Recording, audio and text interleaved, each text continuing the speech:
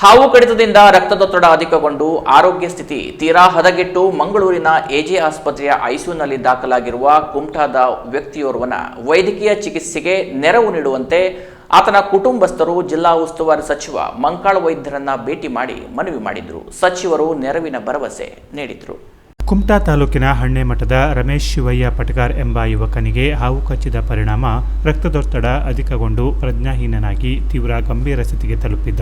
ಕುಟುಂಬಸ್ಥರು ಸಾಲ ಸೋಲ ಮಾಡಿ ಮಂಗಳೂರಿನ ಎಜೆ ಆಸ್ಪತ್ರೆಗೆ ದಾಖಲಿಸಿ ಚಿಕಿತ್ಸೆ ಕೊಡಿಸುತ್ತಿದ್ದಾರೆ.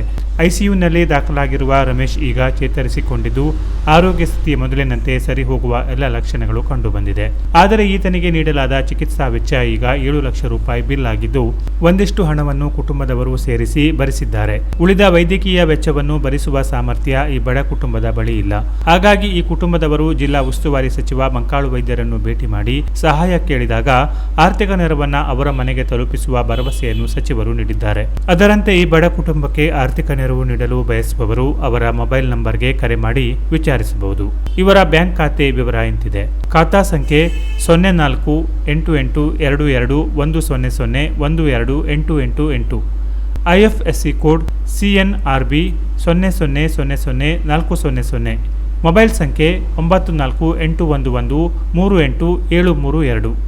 ಸಹಾಯ ಮಾಡಲು ಇಚ್ಛಿಸುವವರು ಸಹಕಾರ ನೀಡುವಂತೆ ಜನಸಾಮಾನ್ಯರ ಸಮಾಜ ಕಲ್ಯಾಣ ಕೇಂದ್ರವು ಮನವಿ ಮಾಡಿದೆ. Canara plus news, Kumta.